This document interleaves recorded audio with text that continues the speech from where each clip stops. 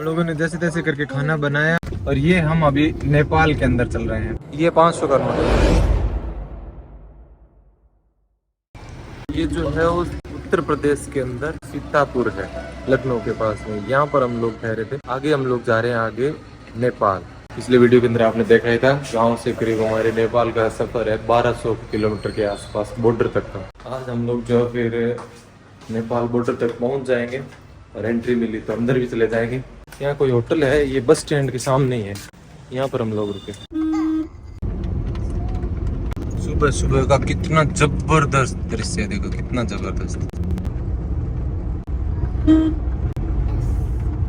खूब सारा 3 कॉपियां भरने का उम्र गए इस नेपाल यात्रा के दौरान। और घर पे भी ये उम्र फटाफट इसलिए करते थे कि इसको साथ में ट्रिप पे चलना था, क्योंकि हमारी नेपाल की बहुत बड़ी ट्रिप नहीं। अगर आई और टी में मिला दो तो क्या इट आई टी इट मतलब खाना खाना ई ए टी है, ओ आई टी इट है।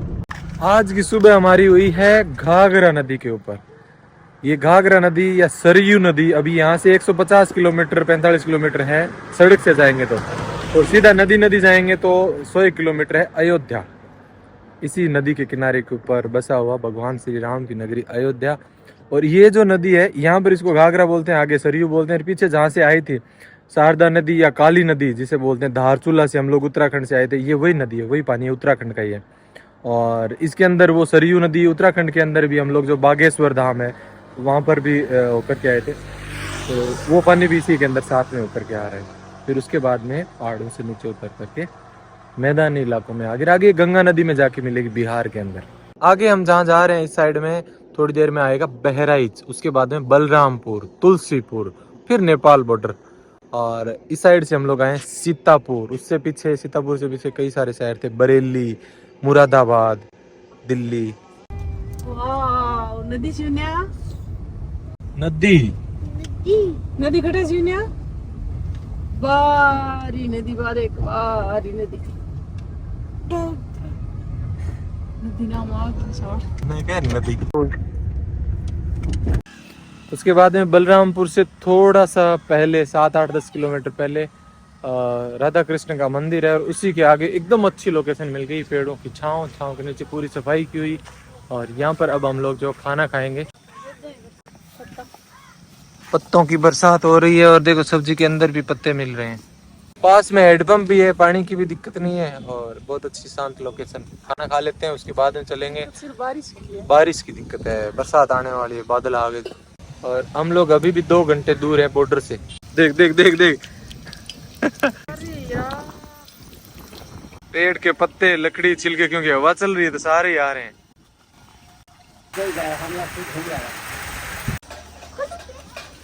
पेड़ के नीचे हम लोग खाना बना रहे थे, बारिश शुरू हो गई तो हम लोग खाना बनाने का पूरा सामान लेके मंदिर के पास में एक थोड़ा सा टिन शेड लगा हुआ था, वहां पर लेके आ गए। और इस टिन शेड के नीचे भी इतनी जगह थी, तो बारिश शुरू होते ही बाइक्स वाले खूब सारे जो लोग जा रहे थे वो यहाँ पर आ गए, आसपास खूब सारे इकट्ठा जमा हो गए।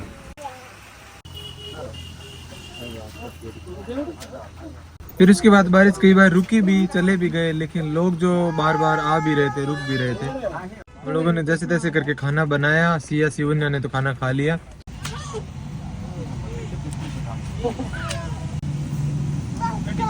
हम दोनों ने अभी तक खाना खाया नहीं है, आगे देखें कहीं दही लेकर के फिर खाएंगे। बारिश अभी तक रुकी नहीं है सड़क के ऊपर। इनकी नहीं तो गड़बड़ है। कलश चौराहा इतना सुंदर बनाया हुआ, कलश चौराहे के बीच में।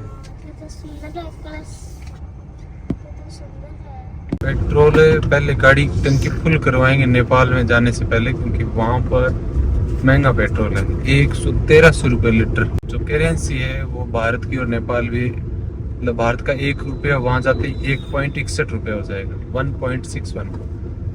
लेकिन ये कैलकुलेशन करने के बाद में भी पेट्रोल महंगा है, क्योंकि यूपी में 96 रुपीज है और इस हिसाब से करें तो 160 रुपए से भी कम होना चाहिए था, सेम रेट हो तो। वीर शिरोमणि महाराणा प्रताप द्वार, यहाँ से 7-8 किलोमीटर है बॉर्डर। टंकी पुल करा रहे हैं। और नेपाल में भारत पे रुपए की बात करें तो 114 रुपए लीटर है वहाँ पर, यानी राजस्थान के बराबर नेपाल में। अब सिर्फ 4 किलोमीटर है यहाँ से नेपाल, और 10 मिनट बाद में हम नेपाल के गेट पर पहुंच जाएंगे। वैसे तो भारत से नेपाल के अंदर अनेक सड़कें आपस में जा रही है, वहाँ सब जगह प्रवेश द्वार है, लेकिन हम इस साइड से आए हैं तो हमें नजदीक में लगा और ठीक लगा बडनी। ये बडनी करके एक जगह है, यहाँ पर जो प्रवेश द्वार है, इस प्रवेश द्वार पर हम लोग जा रहे हैं। सीधा है इंडिया नेपाल बॉर्डर 1.2 किलोमीटर।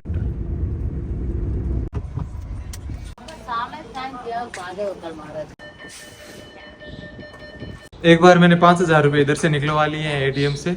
वहां जाने के बाद में क्या होगा क्या नहीं होगा वो देखेंगे, उधर कैसे निकलवाएंगे।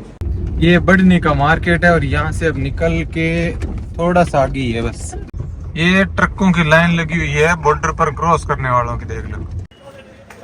बॉर्डर क्रॉस कर लिया, सिम भी ले ली और रुपए सारे के सारे नेपाली में कन्वर्ट करा लिए। बैठ के आराम से सब बातें बताऊंगा आपको। ये मार्केट है, यहीं से लिया मैंने सिम। और ये हम अभी नेपाल के अंदर चल रहे हैं। अब एक काम और करूंगा, जाते ही सबसे पहले हमारे एटीएम टेस्ट करने हैं कि यहाँ के बैंक में जा करके यहाँ से करेंसी और निकालेंगे तो क्या निकल जाएगी। उधर भारत से जो भी रुपए निकाले थे 5,000 लगभग, तो लग गए 2-2.5 कन्वर्ट करा के जेब में रखे। ये है मेरा SBI ग्लोबल कार्ड है। अब ये यहाँ के हिसाब से कह रहा है वी डिडक्ट $5 पर cash withdrawal from card issued by foreign banks. From card issued by foreign banks 5 रुपए। मैंने कौन से पे कर दिया पता ही नहीं है। Withdrawal amount is 2,000। अब मैं आपको बता दूं हम लोग कैसे कैसे निकल के आए हैं बॉर्डर से, क्या क्या करना पड़ा है, सारी बातें आपको बता दूं। देखो, सबसे पहले हम लोग जब एंट्री हुए तो भारत और नेपाल की जो रेखा है दोनों तरफ द्वार बने हुए थे। सबसे पहले भारत की साइड से जैसे एंट्री हुए तो वहां पर हमारी सिर्फ एंट्री हुई और कुछ भी नहीं हुआ, न आधार कार्ड ID कार्ड कुछ है क्या, हमने कहा है। तो फिर उन्होंने एंट्री करी, गाड़ी के नंबर वगैरह लिखे और आगे थोड़ा सा आगे चले तो भारत की साइड में ही पुलिस वाले थे, उन्होंने भी एंट्री करी। फिर गेट को हमने गाड़ी से पार कर दिया। पार करते ही उधर नेपाल पुलिस वाले थे, वहां पर हम लोग आए और उन्होंने कुछ भी नहीं एंट्री करी। अब यहाँ तक तो एंट्री थी।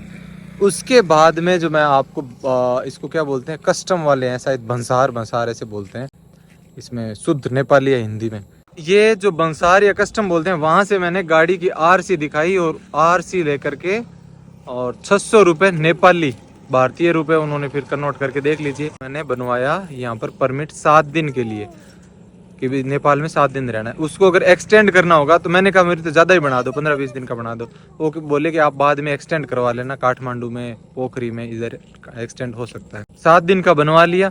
यहाँ आते ही कई सारी नई नई चीज़ें पता चली। फिर परमिट के ऊपर जो डेट लिखी हुई है वो देख करके कि आज यहाँ पर 6 तारीख है और साल चल रहा है नेपाल के अंदर 2080, क्योंकि ये भारतीय जो महीने हैं वो नेपाल के अंदर वही महीनों को जो यूज में लेते हैं। और ये जान करके मुझे बहुत अच्छा लगा। उसके बाद में मेरे पास जितने भी रुपए थे वो सारे मैंने दे करके नेपाली करेंसी ले ली, क्योंकि यहाँ पर तो फिर भी भारतीय रुपए चल रहे थे और नेपाली भी चल रहे थे। आगे चले या नहीं चले, और ATM से भी मैंने निकलवा लिए।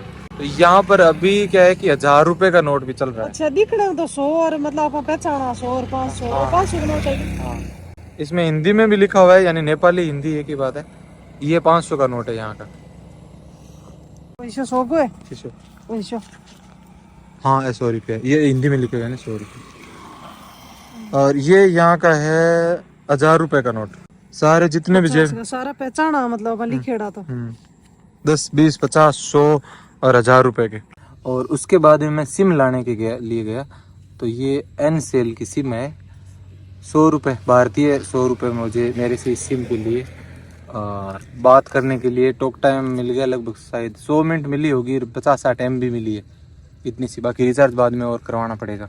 और यहाँ पे है ना जियो की जो हमारी भारत में चलती है वो सिम यहाँ पे नहीं मिलती। भारत की मिलती नहीं है, चलती नहीं। जो हमारे पास मोबाइल है सिम है जियो की, एयरटेल की, वो नहीं चलेगी यहाँ पर। घर पे भी बात करनी होगी तो या तो नई वाली इस सिम से बात कर सकते हैं, इससे करेंगे तो इंटरनेशनल चार्ज लगेगा। सिर्फ हम व्हाट्सएप कॉल करके बात कर सकते हैं। भारत से एक बार मैंने नेपाल बात की थी तो 12 रुपए पर मिनट का चार्ज लगा था, 12 रुपए। और इससे करेंगे तो वो ज्यादा चार्ज लगेगा, इसलिए व्हाट्सएप कॉल या नेट से जो भी करेंगे वो ठीक रहेगा। इस तरह से रास्तों पे जाएंगे तो मैप वगैरह देखने के लिए चाहिए, तो इसलिए मैंने सिम ले ली। ATM के अंदर मैं जाके आया तो वहाँ पर से मैंने 2,000 रुपये वो निकाले। मैंने ट्राई कर रहा था क्योंकि मेरा जो कार्ड है वो ग्लोबल है, ग्लोबल मास्टर इस तरह से करके SBI का। आपको मैंने दिखाया था, तो उससे जो किसी भी देश में जाएंगे तो निकल जाएगा, ऐसे मैंने सुना है, लेकिन नेपाल में मैंने यूज लिया है। निकल गया। हाँ निकल गया तो रुपया कहीं पे भी निकाल लेंगे नेपाल में। 1 रुपया भारत का यहाँ पर आते 1 रुपया 60 पैसे हो जाता है, ऐसे है। चलो अब चलते हैं यहाँ पर। आज तो पहाड़ों पे नहीं जाएंगे, नेपाल के जो यहाँ पर मैदानी इलाका है यहीं पे रुकेंगे। यहाँ की पुलिस की ड्रेस अलग है और जो बाकी है बहुत सारी चीज़ें एकदम अलग अलग है देखने में।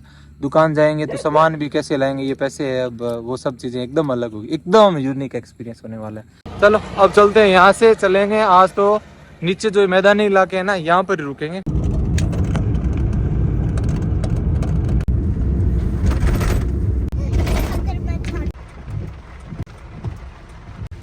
पानी भर गया सड़कों पर, बारिश आ गई अचानक से बहुत तेज। पानी भर गया सड़कों के ऊपर, बारिश आ गई अचानक से बहुत तेज। मैं गाड़ी एक जगह रोक करके गया था रिचार्ज कराने के लिए, क्योंकि मेरे पास मोबाइल है, उनमें वो सिम तो काम कर नहीं रही। यहाँ वाली सिम के अंदर 50-60 MB मिले थे, वो खत्म हो गया। मैं खुद रिचार्ज अब करूँ कैसे? दुकान वाले के पास गया, वहाँ से रिचार्ज पैक लिया छोटा सा, अब खुद करूँगा बैठ के। और अब कहीं होटल रूम ही देख रहे हैं जहाँ माया मंदिर, उधर आगे तक शायद ही पहुँच पाएंगे, रात हो गई तो। एक रूम है, नेपाली मुद्रा में बताऊं तो 800 रुपये का और भारतीय रुपए में 500 रुपये का किराया। ऐसी वैसी कुछ नहीं है, जो मिल गया वही ठीक है, क्योंकि यहाँ पर बारिश शुरू हो गई थी, लाइट भी चली गई थी अभी बीच में, इसलिए हम लोगों ने यहीं पे ले लिया। ऑफलाइन मैप यहाँ वाईफाई है, उससे मैं अब डाउनलोड कर रहा हूँ, क्योंकि आगे कहीं पे भी अगर दिक्कत होगी तो ऑफलाइन मैप जरूरी है। खाना पीना आपको पता है हम लोग कर लेंगे। ये कोई बोतल दी है पानी की, यहाँ पर 30 रुपए लगे हैं। अब सब नेपाली में बताऊंगा, यहाँ के 30 रुपए और अपने वहाँ के शायद 20 रुपए।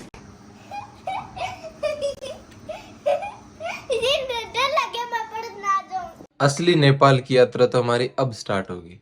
आप लगातार हमारे साथ में जुड़े रहें और वीडियो नेपाल की यात्रा के देखते रहें।